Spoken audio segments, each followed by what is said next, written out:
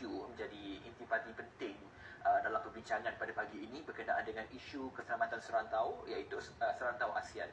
Misalnya apa yang dijawab oleh Menteri Pertahanan bahawa Australia komited dengan janjinya dalam soal nuklear dan sebagainya, kesihatan mental dalam kalangan anggota polis dan juga berkenaan dengan sistem rekod perubatan elektronik EMR.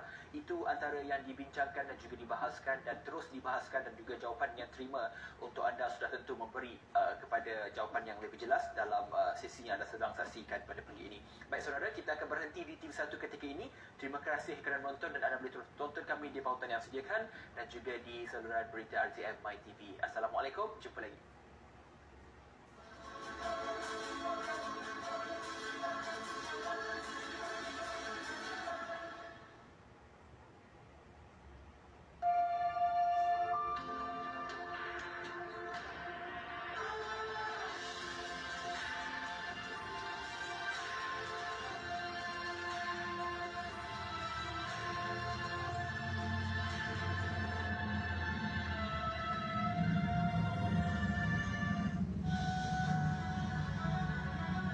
Kerajaan juga meneliti keperluan struktur semua agensi mengawal selia dan menyeras ekosistem syarikat pemula dan inovasi yang terlalu banyak dan bercambah dan harus disatukan dan diselaraskan.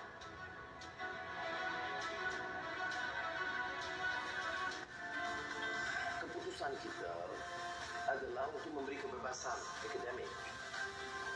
AUKU itu comprehensive legislation. Jadi bidang-bidang tentang set up university, undang itu semua tak ada masalah.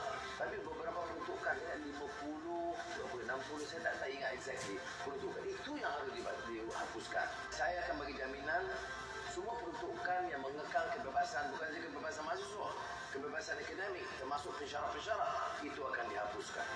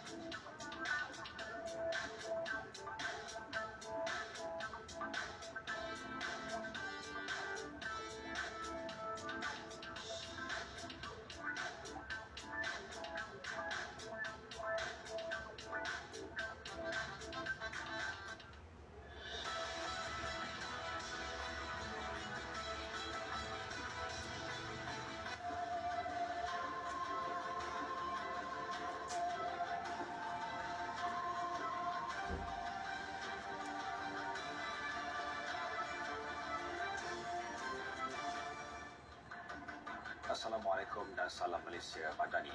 4 beradik ditemukan meninggal dunia dalam kebakaran di Kampung Sabak Awur, Muara Johor. Mangsa berusia antara 3 hingga 8 tahun, terdiri daripada 2 lelaki dan 2 perempuan. Ketua Polis Daerah Muhammad Asisten Komisioner Rais Mukhlis Azman Aziz berkata dalam kejadian pukul 7.49 malam, 4 beradik berkenaan ialah Putri Aisyah Tengko 8 tahun, Mama Hakim 6 tahun, Ustaz 4 tahun dan Fatihah Aisyah 3 tahun. Mangsa ditemui tidak sedarkan diri di dalam bilik air bahagian dapur. Ketika kejadian itu, ibu mangsa berusia 31 tahun keluar ke kedai untuk membeli juadah berbuka puasa. Manakala bapanya yang berusia 30 tahun sedang bekerja di sebuah restoran. Ibu mangsa yang baru keluar selama 10 minit mengetahui tentang kebakaran itu selepas dihubungi jiran. Kebakaran yang bermula dari bahagian dapur dipercayai akibat litar pintas namun masih dalam siasatan pihak bomba. Mayat mangsa dibawa ke Hospital Pakar Sultanah Fatimah untuk bedah siasat. Sementara itu, 2 remaja perempuan maut selepas motosikal dinaiki terlanggar sebuah lori di kilometer 121 Jalan Ipoh Kuala Lumpur, utara Bampiran Kampung Kelawar, Tanjung Malim malam tadi. Ketika kejadian, kedua mangsa yang berusia 19 tahun dalam perjalanan dari Ulu Pernam ke Slim River. Menurut Ketua Polis Daerah Mualim, Superintendent Muhammad Hasni Muhammad Nasir, nahas berlaku apabila lori tanker berkenaan dipercayai membuat pusingan U di laluan tersebut sebelum dirempuh motosikal mangsa. Akibat pelanggaran itu, penunggang maut di tempat kejadian akibat digilis, manakala pembonceng meninggal dunia ketika menerima rawatan di Hospital Slim River. kes disiasat di bawah Seksyen 41/1 Akta Pengangkutan Jalan 1987. Siasatan lanjut diteruskan bagi pengesan lori yang terlibat. Raja Muda Perlis Tuanku Syed Fazluddin Putra Jamalullah menitipkan ucapan takziah kepada semua bangsa remote yang terlibat di sekitar Perlis petang semalam. Baginda bertitah agar kesemua bangsa dapat mengutamakan keselamatan diri dan memastikan dokumen dan barang berharga dalam keadaan selamat. Semua bangsa turut dinasihat segera menyalurkan maklumat kepada para pemimpin masyarakat agar bantuan dapat diberikan secepat mungkin. Sehingga 8.50 pagi tadi, sebanyak 149 buah rumah dilaporkan terjejas dengan kejadian ribut yang melanda seluruh Perlis. Pihak MIBS dan Jabatan Kebajikan Masyarakat Perlis telah memulakan usaha mengenal pasti segala keperluan bantuan dan kaedah penyaluran sumbangan sejak semalam.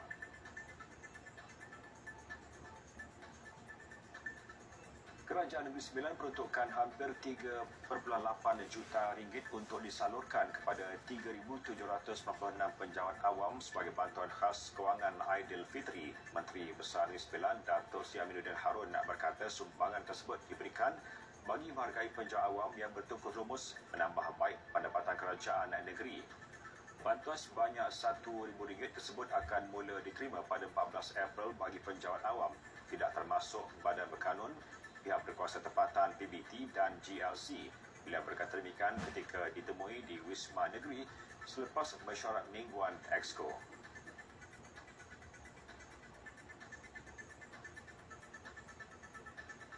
Lebih banyak peluang pelaburan pasaran di China terutama Hainan boleh dilakukan apabila Undang-Undang Pelabuhan Perdagangan Bebas Hainan diluluskan.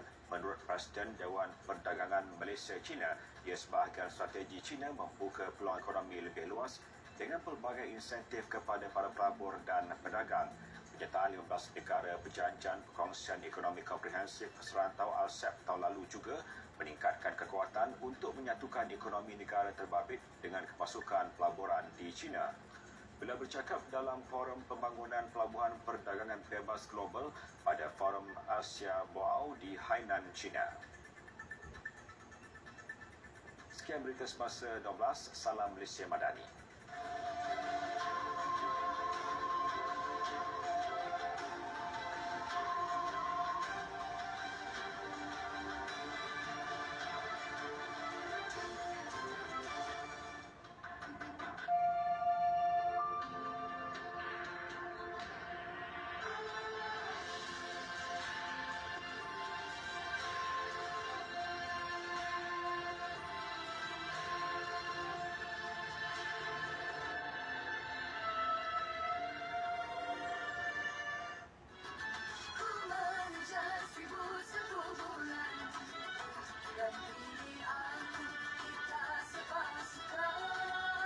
Salam Ramadan dari kami di RTM.